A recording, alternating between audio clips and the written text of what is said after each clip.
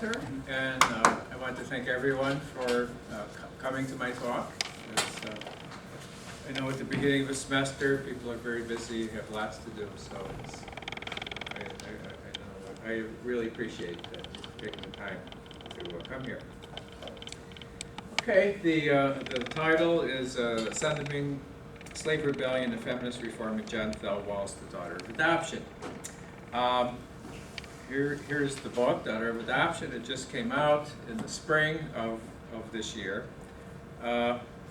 Judith Thompson, Yasmin Solomonescu, and I have edited a scholarly edition of John Thelwall's 1801 novel, The Daughter of Adoption, recently published by Broadview Press, and I also distributed a flyer, so if you want to purchase the text, you're altogether welcome. I would recommend that you contact Broadview Press directly, and for a couple of reasons. You avoid Amazon, which is, anytime you can avoid the Amazon, I think it's a good thing. Also, you directly contact a very good Canadian company, so it's good politics as well as getting a good text. Anyway, there you go. In my talk today, I will describe who was John Thelwall. My guess is hardly anybody knows who John Thelwall was. Why he was an important writer. In the rest of my paper, I will concentrate on two aspects of Thelwall's novel: how the representation of Dominque slave rebellion functions in relation to the overall feminist theme, and moreover, why a white male author in 1801 would structure his fictional narrative around abolitionist and feminist concerns. Okay, so who was John Thelwall? There he is. The son of a London silk mercer. Mercer is just somebody who sells silk. The lower middle class Thelwall did not attend university, but he acquired another kind of education as an apprentice. He was an apprentice for a number of different occupations, including a tailor, journalist, radical orator, and speech therapist. That was his final occupation. This image is a portrait of him by William Hazlitt, who was a good painter as well as one of the best literary critics of the Romantic Age. Thelwall in 1801 was famous primarily for his political activities as the most prominent lecturer associated with the London Corresponding Society, the first working class democratic organization in Britain. The London Corresponding Society promoted universal manhood suffrage, a goal that was not fully achieved until the latter part of the 19th century. In 1794, the government indicted him and other reform leaders for treason, and he was imprisoned for 9 months until he was finally acquitted in the third and final treason trial.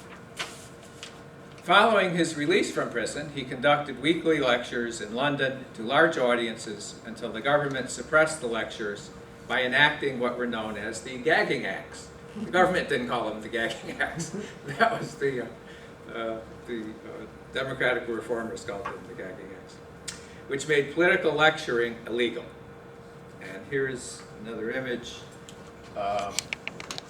There's Thelwall.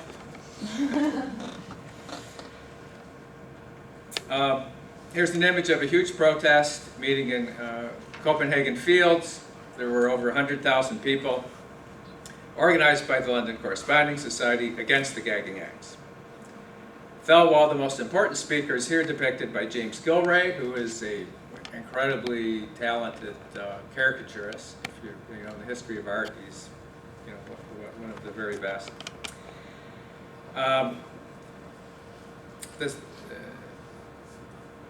Okay. Then there's Thelwall was known for, even though he was a relatively speaking small guy, he had a humongous voice. He had a great booming voice, and he could project to many thousands. So this was one of the things that he was known for. And let's see, the next image. This was an image that was produced right around this time. And there is a coin that the London Corresponding Society distributed. On one side is an image of Thelwall, on the other side is that image. And it was in 1795. Second image, explain. After the passage of the Gagging Acts in late 1795, so the protests were not effective, Thelwall undertook a provincial lecture tour in East Anglia, where he spoke on classical history in transparently allegorical ways that addressed contemporary politics, observing the letter of the law, which was you couldn't lecture on politics, while violating the spirit, because he was lecturing on politics. Attacked numerous times by church and king mobs, he on several occasions had to fight off attempts to kidnap him and impress him into the Navy. After the political repression eventually forced him from active politics, he tried to settle in Nether Stowey in the West Country in 1797 near his friend Coleridge.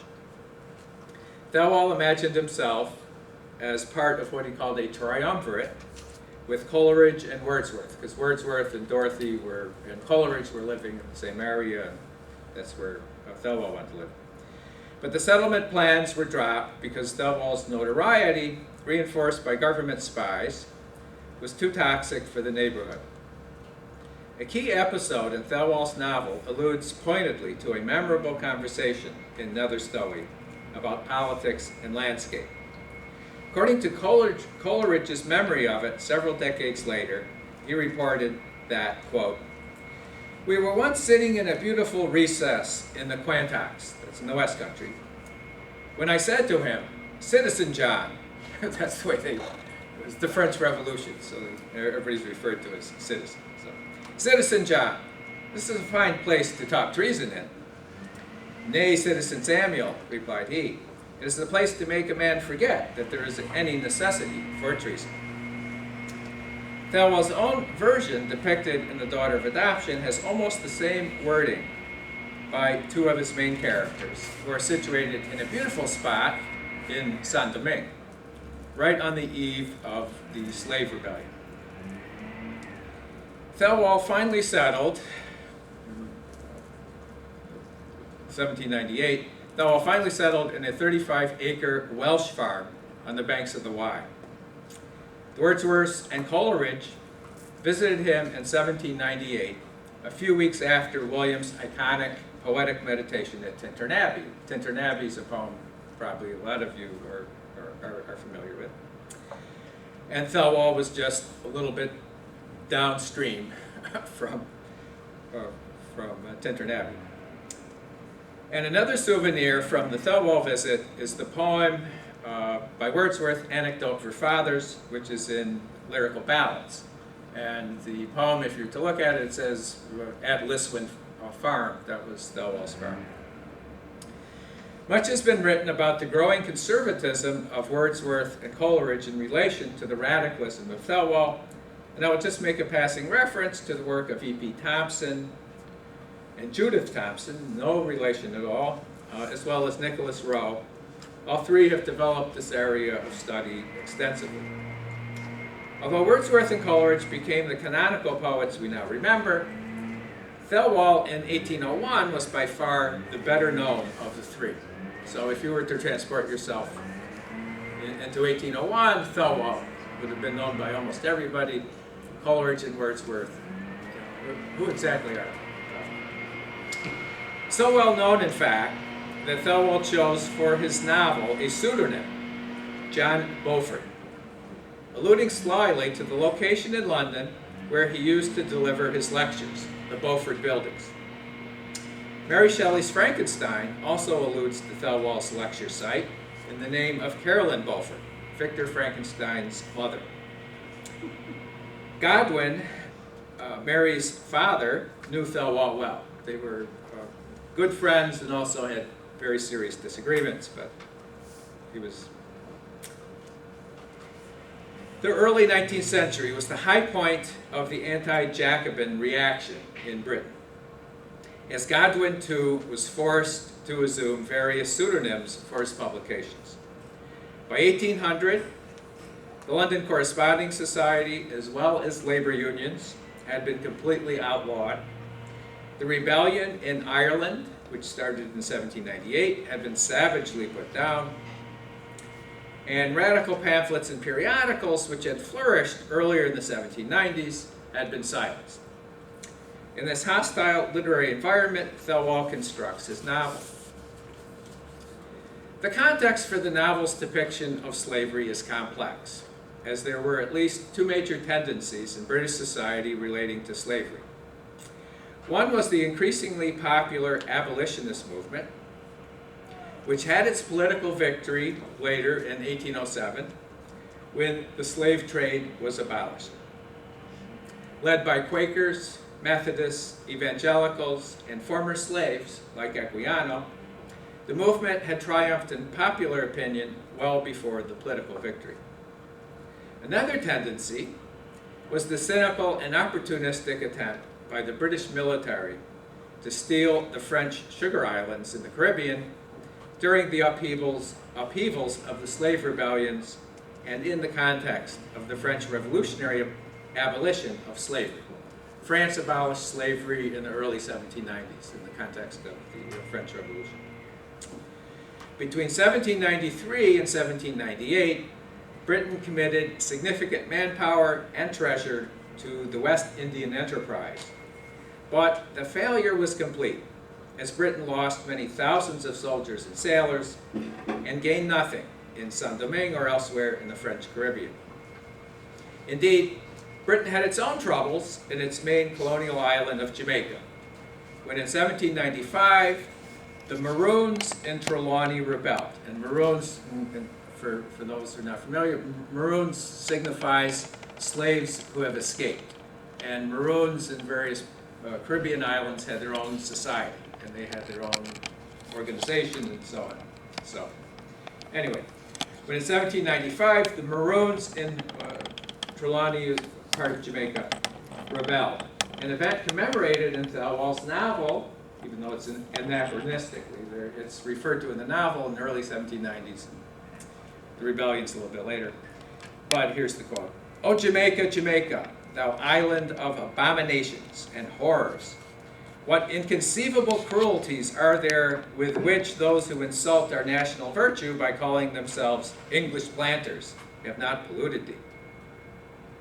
When the Trelawney Maroons were transported in 1796 en masse to Nova Scotia, Britain became a pioneer in the practice of ethnic cleansing. Also commemorated in the novel is the savage repression in Jamaica of Tacky's revolt in 1760, when the leaders were slowly tortured to death. The very name of Sarafina's foster father, Sarafina is the heroine of the novel, so her foster father's name is Parkinson. And a prominent Maroon leader was Leonard Parkinson. For the British, the uprising in Saint-Domingue threatened to be repeated in their own sugar islands. In 1801, when Thelwall's novel was published, the former slave Toussaint Louverture was still the leader of revolutionary Saint-Domingue, but he was to be captured and imprisoned by Napoleon the following year. Nevertheless, the Haitian Revolution succeeded by 1804 in expelling the French and becoming an independent country.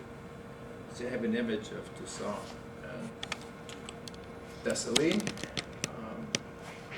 So Thessaly was the leader after Toussaint. The aspect of the Haitian Revolution that I will be dealing with is not the actual history, but the extraordinarily, I'll refer various points to the actual history, but that's not the point of this, but the extraordinarily biased representations of the rebellion that were current in the British literary culture. Thelwall had no first-hand knowledge of the West Indies, but he was acquainted with numerous West Indian Creoles in London, whom he disliked extremely for their greed, racism, and hedonism. He undoubtedly knew Equiano, who was a fellow member of the London Corresponding Society, and the London Corresponding Society organized a lecture tour for Equiano. But Equiano would not have had any direct knowledge of the Saint-Domingue rebellion. Thelwall chose to use the most well-known British representations of Saint-Domingue that happen to have been written by Brian Edwards, West Indian merchant, Jamaican planter, vehement opponent of slavery abolition, and a member of Parliament. Thelwall recontextualizes these representations in a narrative that justifies the slave rebellion, at the very least frames explanations for it. While the religiously based slave trade abolition movement relied on sentimental and moral images of African innocence and victimization in its extensive literary expressions in poems, songs, prints, stories, novels, memoirs, the slave rebellion, as it was represented in the British public sphere, emphasized two things that were very difficult to reconcile with the literary conventions of the abolitionist literature, namely sex and violence. Specifically, slaves raping European women and slaves killing European men. Edwards' account of the rebellion has many lurid depictions of sexual violence, mutilation, and killing. His history also emphasizes the hypersexuality of African women, as the frontispiece of his book has an image of the so-called sable Venus. So that's, so it's supposed to be a history of Saint-Domingue, but there's this image, and it's accompanied by a poem on the sable Venus by one of his friends. Thelwall supplements Edwards' representations with some equally lurid details from Baron de Wimpfen, not a household name, who discusses the sexual allure of the women of color. He refers to mulatto dancers as, quote, fervent priestesses of the American Venus. With Edwards and Wimpfen, Thelwall gets a full expression of planter prejudice, but both writers couch their views in polite, moderate tones of reasonableness, critical of the most egregiously racist practices. If Thelwall wanted to tackle views that were securely mainstream, he could not have chosen better than Edwards and Wimpfen. On the other hand, there are some contemporary critics of the novel, like Peter Kitson, who are convinced Thelwall made a mistake by emphasizing the sexual theme. And what Thelwall should have done is concentrate on Toussaint Louverture rather than the stereotypes of black sexuality, because, Kitson says, the novel's unable to fashion an appropriate textual iconography for the suffering of the slaves. In reply to Kitson, I would argue that there is considerable value in working with stereotypes because they are so powerful. A writer has the option of ignoring them, to be sure, but the stereotypes do not disappear just because they are not dealt with. Kitson makes a strong argument, but before one criticizes Thelwall for the execution of his attempt to counter the stereotypes, it is necessary to see what the novel is trying to do. A recurrent pattern in the novel is one of ironic contrasts and parallels, not just with black and white sexuality, but with social classes and genders. These contrasts and parallels are governed by a feminist, anti-aristocratic, cosmopolitan logic within which upper class as well as working class women, married or unmarried, are forced into forms of prostitution. The unapologetic exploitation of West Indian enslaved women, like the novels Nanan and Marianne, West Indian consorts of Henry Montfort, who's the novel's hero, male protagonist, parallels the exploitation of London working class women like Anna Newcomb, who is the mother, biological mother, of the novel's heroine, Sarafina. So there's a parallel with in the theme of prostitution. Similarly, when Henry, as an Etonian, seduces the economically distressed farmer's daughter, who is, I think, 15 years old, the novel shows that class and sexual privilege are structured into the ordinary workings of the society. And so the novel shows that the sexual exploitation goes on in England, it goes on in the West Indies. When the reader comes to the shocking rape scene in the depicted slave rebellion, the novel has already contextualized white male sexuality as predatory and exploitative, providing a parallel with the sexual violence undertaken by the rebelling slaves. Sexuality is a central focus of the novel, a bold choice by Thelwall in relation to the sentimental conventions of abolitionist writing and contemporary writing in general. Godwin's biography of Mary Wollstonecraft, published in 1798, was savagely attacked by readers offended by the frank representation of his wife's sexual history. The unfinished novel Wrongs of Woman, or Maria, was equally ridiculed for its critique of marriage and its defense of female desire. Thelwall's character, Anna Newcomb, as well as her daughter Sarafina, the heroine of the novel, seem to be plucked right out of Wollstonecraft's writing. The mother Newcomb is like the character Jemima in the Wrongs of Woman. As working class women who use their sexuality for material gain, they are both prostitutes, but their prostitution is framed with moral complexity. As Jemima was raped as a girl, and later, when she became a gentleman's mistress, the narrative shows the economic necessity that compelled her. Also, as a mistress of a gentleman, she received a sophisticated literary education, ironically achieving the cultural capital of the leisure class through supposedly immoral means. The context for Newcomb's using her body for material gain was that her good looks attracted the attention of men far wealthier than the working class man to whom she was engaged. After she loses her beauty, much later in the novel, she contracts smallpox. The West Indian planters who competed for her favors drop her completely, and she sinks back into working class status. But when she still has her youthful beauty, she travels from London to Jamaica, where she adopts the style of the sexually desirable women of color. And she dresses and dances and moves like that. And there's extended passage of how she imitates exactly what they do because they're so successful at attracting the men. Thelwall thereby shows that the essentializing stereotype of the sable Venus is actually a learned behavior, a performance, a theatrical act.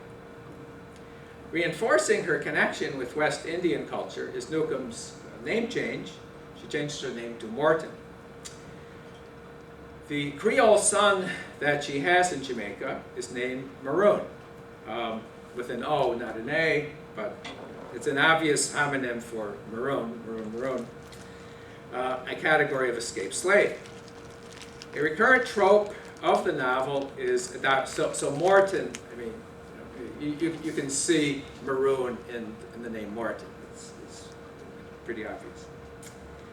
A recurrent trope of the novel is adoption, the process whereby one assumes or acquires a role that was not natural and that was not original. It is nurture, not nature, that is ascendant in Thelwall's fiction, as he tries to undermine different versions of essentializing myths. The novel undermines essentializing myths by negative and positive methods.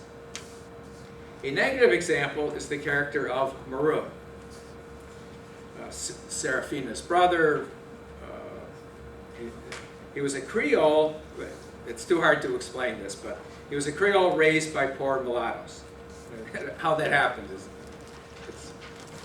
it'd take too long to explain it.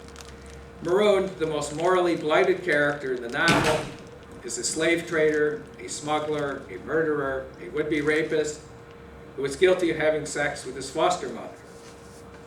His Creole sister, Sarafina, on the other hand, raised in an entirely different environment, is raised by Godwinian and Wollstonecraftian English intellectuals. Is the most morally exemplary character in the novel.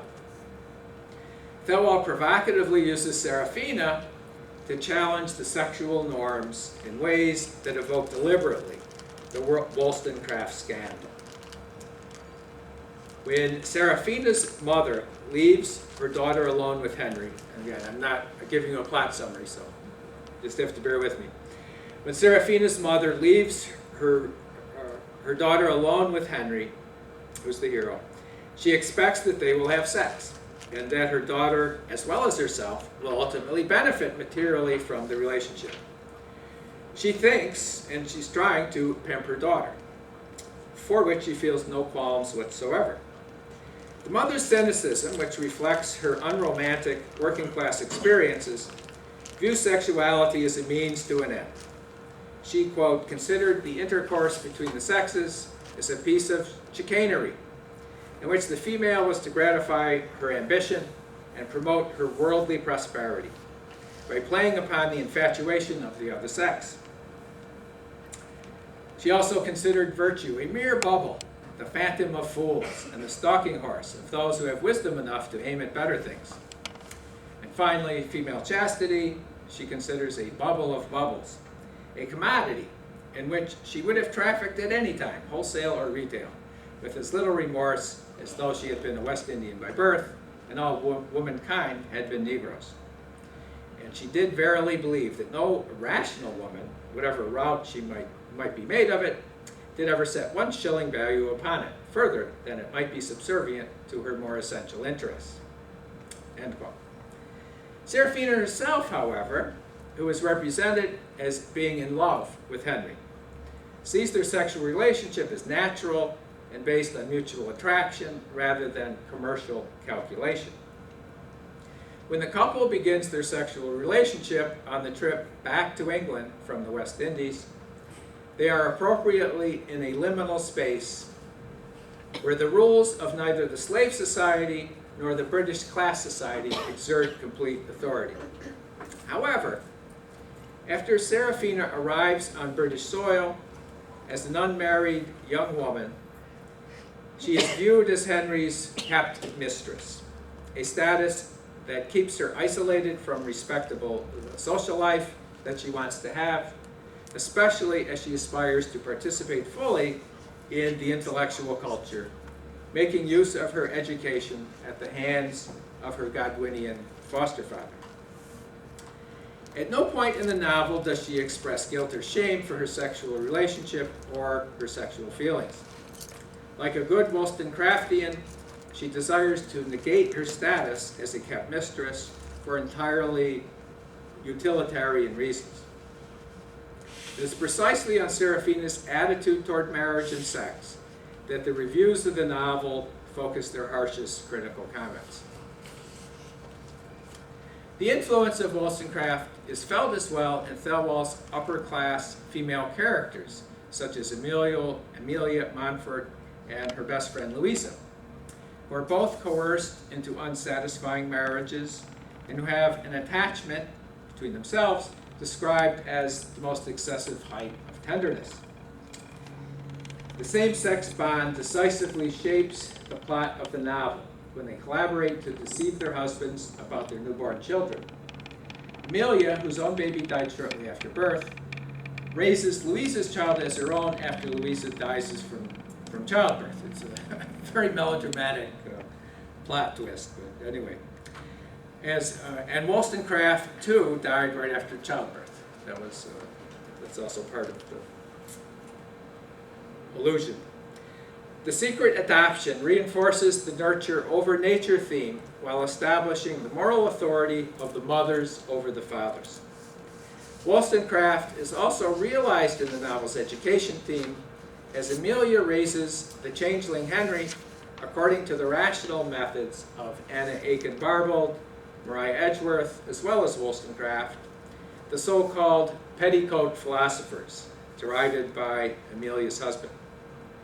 And Amelia's husband wants to raise his son according to the ordinary norms of his sex and class. The heroine Sarafina, who is raised by her foster father Parkinson, also according to rational methods, has a secure sense of her own morality, so that she sets the terms by which she is willing to get married.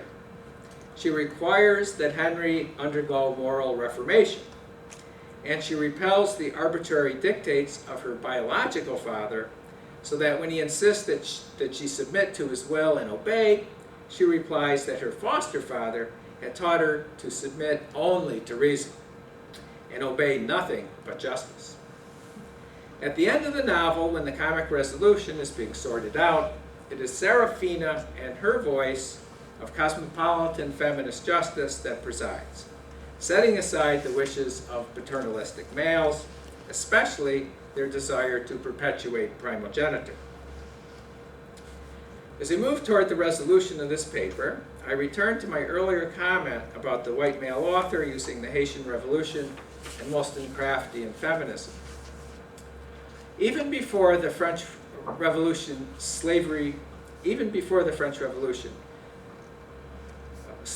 abolition was important for Thelwall because he acquired his mature political identity in the 1780s, speaking at debates on slavery at Coachmakers Hall, a London debating society open to working class and lower middle class people.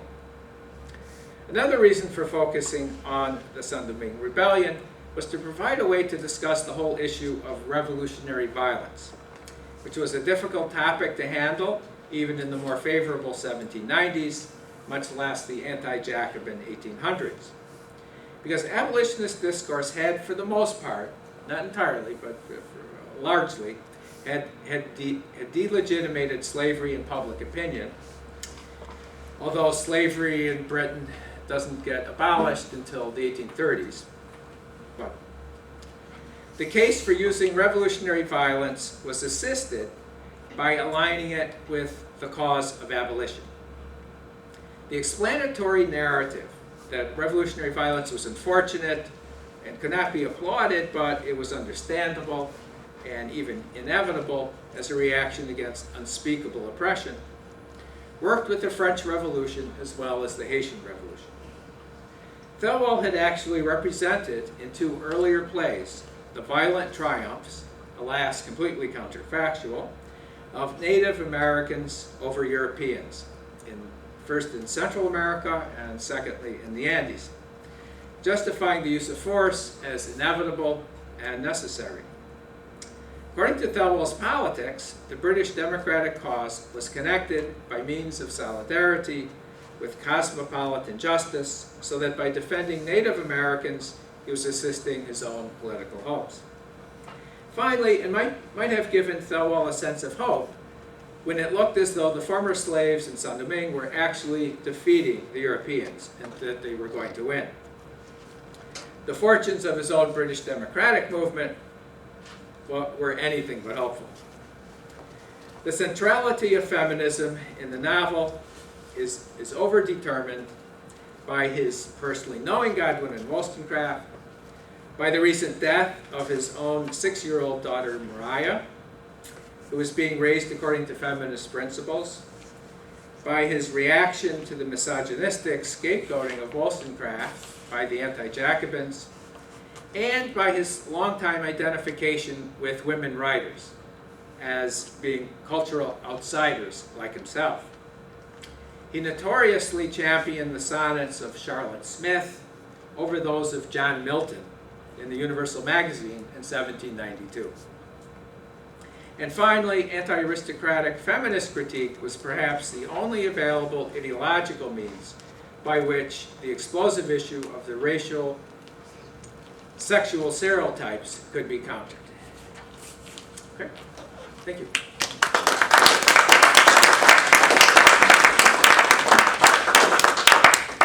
There's Inkle and Jericho, there's the two plays, and there's my book on Thelwall, and here's Judith Thompson's very recent book on Thelwall, which is really super, incredibly good. Okay. Questions? Yes. Entertain any questions? Questions, comments? Yeah. Could you talk a little bit about Thelwall's influence? I mean, you mentioned the fact that, in his moment, he was Yeah. better known than, Oh, yeah.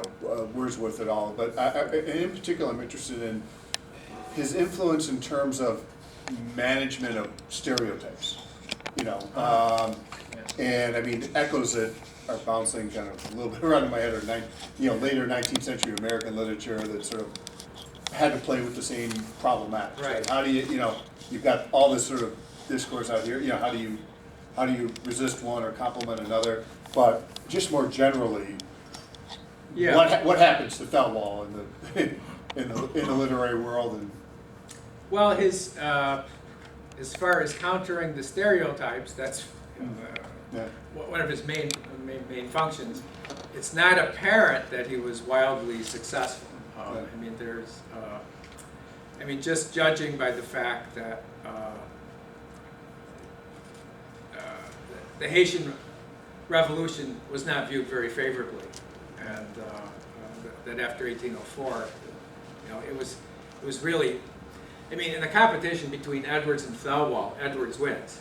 I mean, so if you, Edwards' horrible history is reprinted many times, and so there's an 18-teen edition. There's 1820 something. I mean, so that is viewed as that's the real thing. Thelwall's influence was in more subtle kinds of things like. Blank verse, conversational blank verse, conversation poem.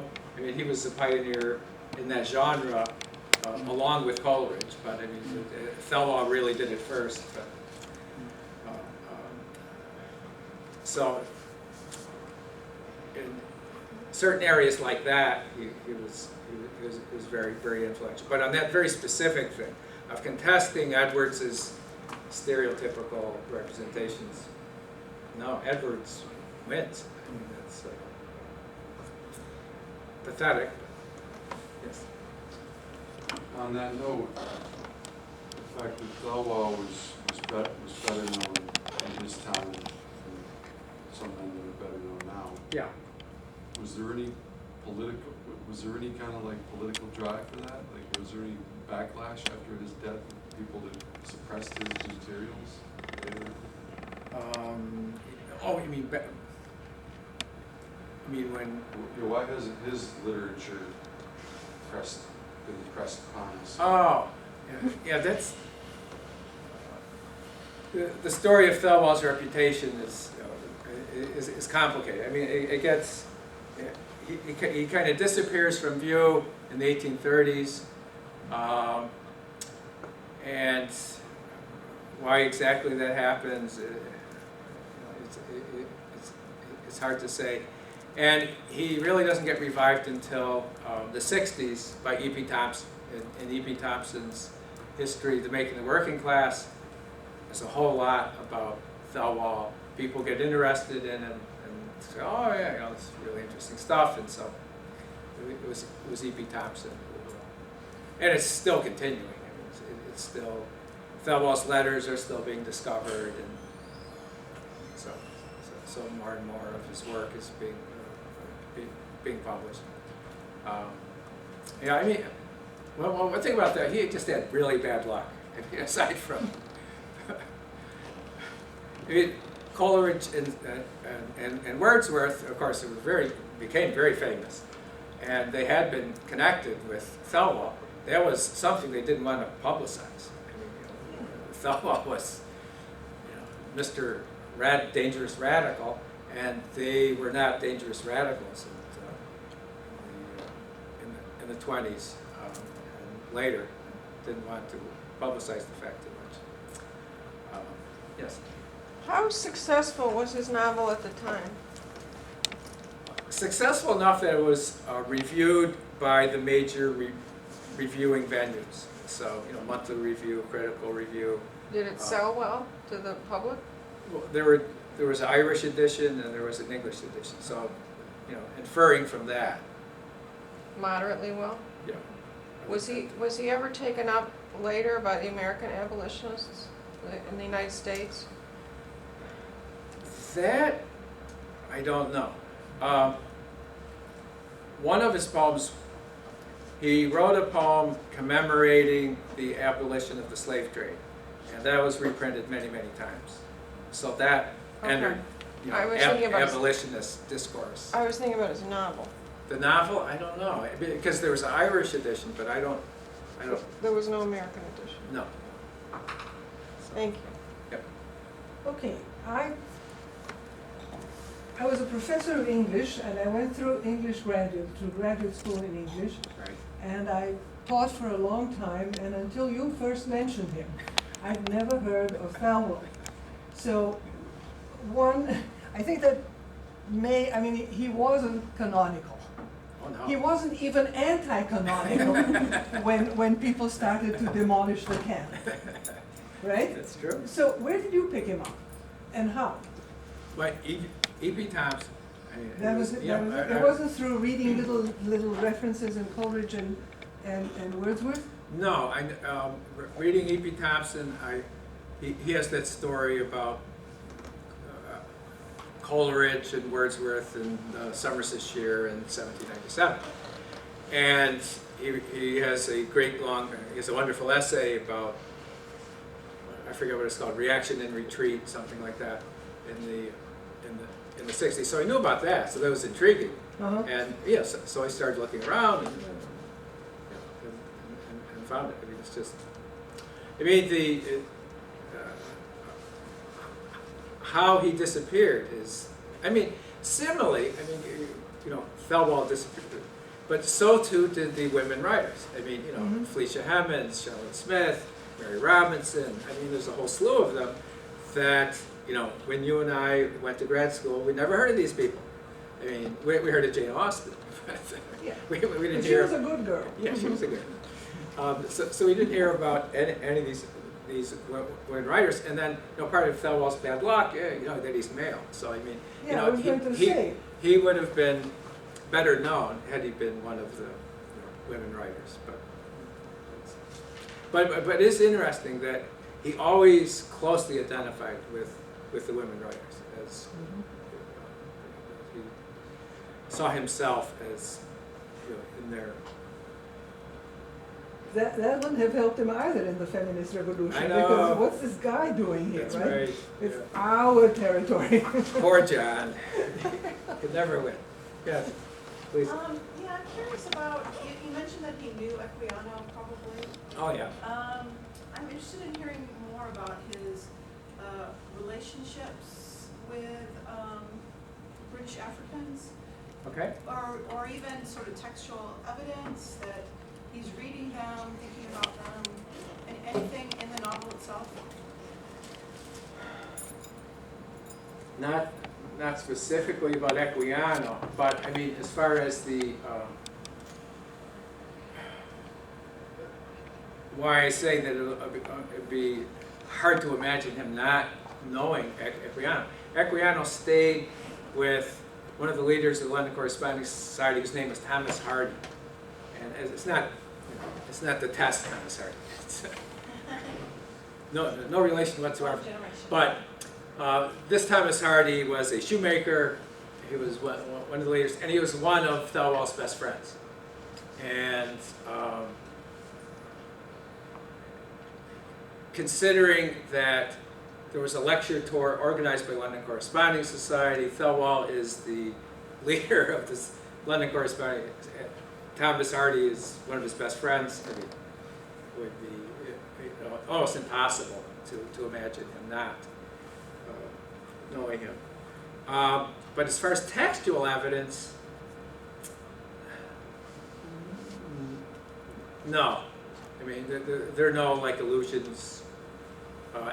In the way that there are tons to Wollstonecraft and Godwin. So, but as far as the personal knowledge, would be extremely difficult to think otherwise. And as far as I know, in the letters that I'm familiar with, I don't think there are any references. So. Yes. I had the same question as her about the popularity and the impact of the novel Yeah. when it was published. Another aspect of that, was it translated that you know? Not that I know of. That would be intriguing. Yeah. Because it's very interesting. I mean, I'm very interested in this topic, and I mean, a year later you'll have a poem by Wordsworth on Toussaint Louverture. Oh, sure. And then later you'll have Victor Hugo writing with Jargal on the Haitian Revolution. So those works are very well known, but it would seem that this novel, in fact, opened the gate of Yeah. literary representations of the Haitian Revolution, even though it's unknown today. But Yeah. it almost makes me wonder Right. what kind of an impact it had in its day. Yeah, it's hard to say. I mean, there are certain aspects of the novel that are so Dickensian. I mean, just to point that out. I mean, there's this character I didn't mention, Pengarren, his doctor. I mean, he's like, you know, he looks so Dickensian. I mean, he's eccentric and weird and, you know, likable and, you know, overly emotional and so on and so forth. So it's one thing. So, you know, Dickens had to have read this. Now there is another text around this time, Obi, which is about a rebellious slave in Jamaica by, what's his name? I forget.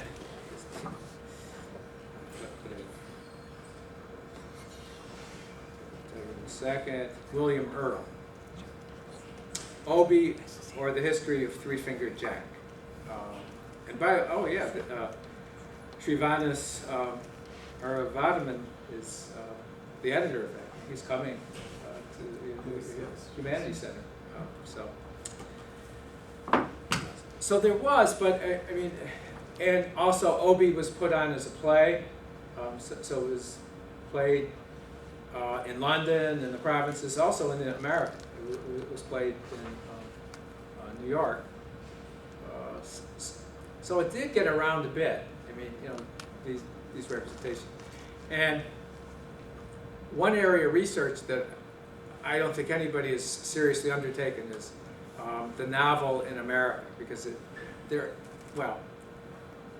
fact is that Daughter of Adoption first editions, not a whole bunch, but a number were in American libraries. So how did they get there? I mean, you know, did English person, you know, slap them over or what? I mean, and also this is a time where piracy was, you know, very common in terms of publishing. So there could have been a pirate edition. I don't know, or it could be. But anyway, that angle hasn't been explored. I mean, part of the problem with Thelwall is really, I mean, I just touched upon a little bit, was the anti-Jacobin reaction. It was, I mean, it was sort of like, you know, the McCarthy period or something like that. I mean, it was just so extraordinarily harsh. And so this was a period when Godwin, who had been, you know, along with Thelwall, very famous in the 1790s, you know, he had to use pseudonyms to publish his work, because he knew they wouldn't go anywhere. And also, and that really harmed his prospects, his literary prospects. So he was, I mean, not technically, but he was blacklisted. And after this, he concentrates his intellectual and a lot of his writing into speech therapy and teaching people how to lecture, which I think is hilarious. That, you know, the most famous lecturer in the 1790s ends up teaching other people how to lecture. I mean, just these technical aspects of it. There you go. The effects of being blacklisted, I guess.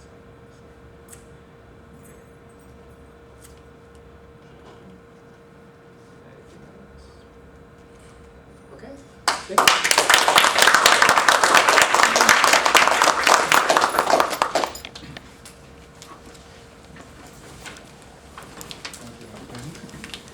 Thank you. You know, this is our 50th anniversary, and